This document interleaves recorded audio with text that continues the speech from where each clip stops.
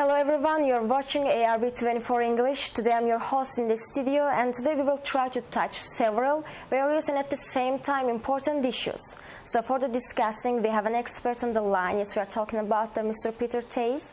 He's one of the US political scientists, an expert in special international relations. Hello Mr. Tase, can you hear us? Good evening. Yes, I can hear you. Thank you. Thank you. As I said before, today we will discuss many geopolitical issues with today. But first, I want to start with different approaches to geopolitical events in the media. Because we observe it a lot, let's take Russian-Ukrainian for an example and talk about it. If we compare the Western media and Eastern media, we can come to totally different conclusion. So I want to ask you, which sources that audience can trust, and what is the real situation on the border between Russia and Ukraine in this regard? Well, thank you for the opportunity. The media situation in Europe is at an inflection point due to the fact that some of the events and actions taking place in the territory of Ukraine have not been exposed, have not been reported correctly. On this regard, the war in Ukraine has revealed many challenges and the problems that the media is facing today in Europe, Asia, and in the United States. We have an overwhelming reporting on the Middle East and on the conflict in the Middle East. However, the media and extensive reporting on the war in Ukraine have been diminished over the last year and a half. Right after February 2022 until June 2022, we had a great level of reporting on Ukraine. Then after that, after this period, the reporting on Ukraine has been diminished significantly, and therefore the attention on this major war going on in Europe has also been reduced.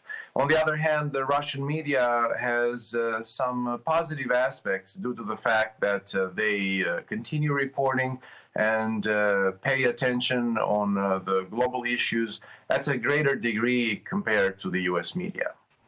Thank you for your opinion on this topic, and I want to continue with Russia-Ukrainian war as well. And as you know, lastly, France President Emmanuel Macron and the Foreign Minister of France said that sending troops to Ukraine is still possible, But on the other hand, other Europe countries didn't agree with that statement, especially Germany. Olaf Scholz said that it is not even on the agenda. So all this contradiction between Europe countries can be favor of Kremlin right now. What do you think about that? Yes, certainly. This is a very complicated situation on the geopolitical sphere of Europe. France and Germany have always been in disagreement when it comes to the war in Ukraine and to the ongoing conflict in the Middle East. France has been using, and the government of President Emmanuel Macron has been using a double standard, not only towards the major conflicts and wars going on in Europe and across the world, but also in regards to the cultural policies and multicultural policies and legislative actions that the Republic of Azerbaijan has taken. I want to mention here the abuse as well as the desecration of the statue of Natavan in France. But other than that, the current situation between France and Germany has been fractured, and this reflects also the inability of the international community to find consensus and find a common voice when it comes to the war in Ukraine and to preserving its territorial integrity and sovereignty. France has been delivering contradictory remarks. The government of Macron has always been reluctant to deliver aid, but at the same time they are promising soldiers on the ground. So this is a very controversial situation and a very confusing environment that we live in. Oh, thank you, Mr. Tase.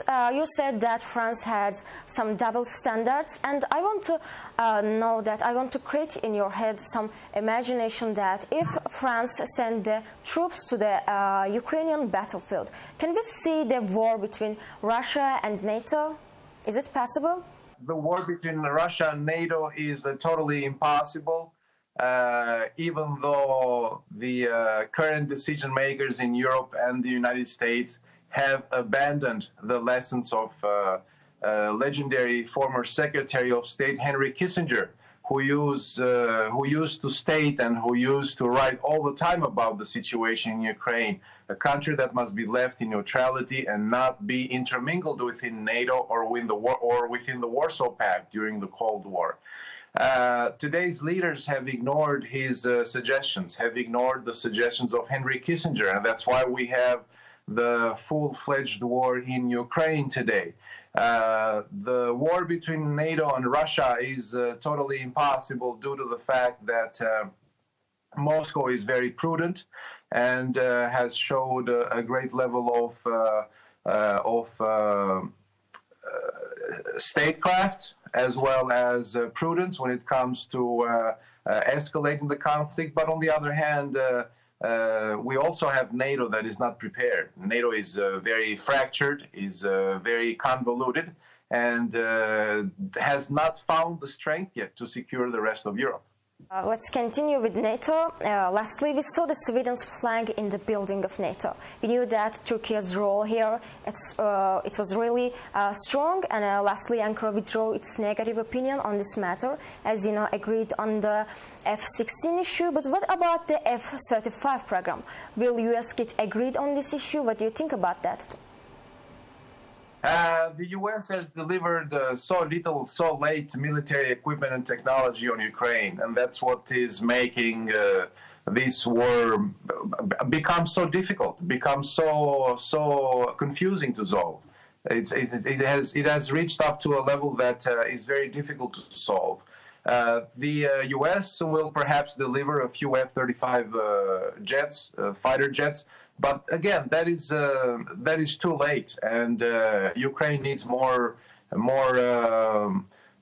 equipment than that. Not only aircraft and military technology, but also funding and financial resources in order to uphold the current offensive situation against Russia. And taking this into consideration, we go back to your previous question that this conflict is not likely to escalate, is not likely to reach other territories and other spaces of NATO. With Sweden joining NATO, this is a rather exaggerated move due to the fact that Russia has not threatened Sweden and has not taken any military actions against Sweden. So this is something that will protect Sweden in the long run, but it was not necessary. We know that the current member states of NATO, most of them do not comply with the 2%. With 2% of the GDP being financed and being invested into the defense forces, so what's the point of expanding?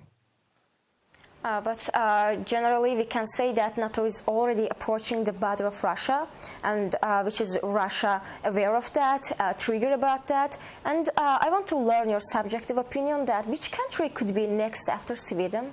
In regards to being a member of NATO, we could have, I don't know. I see that NATO has been expanding its military cooperation with the Republic of Korea, Philippines, and Taiwan, as well as Japan. These are countries that have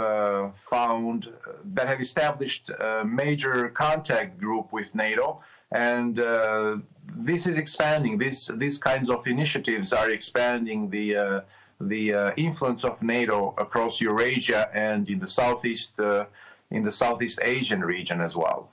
I understand, and there's also one topic that I think it can be considered close that topic. Lastly, it's actually recent news. Brussels recommends opening European Union membership talks with Bosnia and Herzegovina. I want to hear your comment in this topic. How do you evaluate this possible step? The opening of the membership status for Bosnia and Herzegovina and other countries in the Balkans, in Southeast Europe, is an outstanding initiative and is something that should have been taking place years ago. Bosnia and Herzegovina is a dedicated member of the European community, has delivered so much when it comes to the security and economic development of the Balkans, and it deserves to be a member of the European Union and must be fully integrated into the European Union. Together with Montenegro and other countries in the Balkans, they all deserve to be part of the European Union. And what do you think? What can change after Bosnia and Herzegovina joining to the membership of the European Union? What do you think?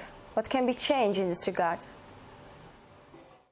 The well-being of the citizens in Bosnia and Herzegovina will increase, and Bosnia and Herzegovina will become a reliable partner of the European Union. The introduction of the euro in the local economy of Bosnia and Herzegovina will be a better action and a better situation, economic situation, not only for Bosnia and Herzegovina but also for the entire region. Sarajevo is an important location in Southeast Europe, and it has been always a loyal partner of the European Union countries and of the European Union institutions as well. Bosnia and Herzegovina has a great potential to develop tourism and international trade, and it has been coming through a lot. It has been going through a lot during the 1990s, during the Bosnian War, 1992, 1995, and this is the time. Now is the time for Bosnia and Herzegovina to join the European Union as a full-fledged member. Now I want to know your opinion about the China, US and Taiwan sides. As you know, it is written that China has started military exercise, increased its military spending, military budget, and aims to create the most powerful army model by 2027. And does this indicate Chinese plans for Taiwan? Could we witness a military conflict between the China and Taiwan in the future? What do you think about that? China, it is true that it has been increasing its military budget and military potential, but at the same time, the Chinese domestic policies are going through a terrible crisis. They have a high level of unemployment among the young generation, and they do have an economic stagnation inside the country. So this will be very difficult for China to invade Taiwan in the next year or two. The military. A military attack to be triggered against Taiwan, I would think it would be better to would be more possible to take place after 3 or 4 years, or after 5 years even, due to the economic situation that has been taking place in China and the economic recession at the global level that we have been observing today. Yes, and it is also noted that relations between White House and China will worsen under Trump's rule. As you know, in the 2014, there will be election in the United States, and Biden also spoke about that. But in Biden's own term, we observe some various sanctions have been imposed on China, and that is, can the change of power in the White House affect the long-term cold relationship with China, or it will be the same, you know? And during the Biden's term, we observed military sanctions, trade sanctions. So what do you think about that? If Trump came to the power in the United States, the relationship with China will be changed, or it will be same?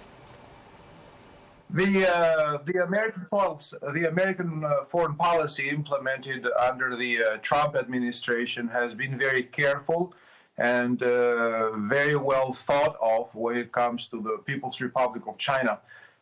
Now we have the elections, presidential elections, taking place in November 2024, and President Mr. Donald Trump is expected to return in the White House. And with this new leadership in the White House, we do have an expectation that the American foreign policy will change again towards the People's Republic of China. This will have a greater focus on the economy, trade, and monetary policies that affect both countries. When it comes to the military competition between Washington and Beijing, this will also be a topic of friction and something that President Trump is expected to shift during his upcoming presidency, provided that he wins the elections. Thank you for your interview, Mr. Tase. It was really great for us. We want to thank for your expanded thoughts, and I really appreciate it. In the future, we would be glad if you will be in our studio. Thanks again. Thank you very much. Have a great day. It was an interview with U.S. political scientist Mr. Peter Tase. We touched different geopolitical topics in this interview. Thank you for watching. Keep it us. See you soon.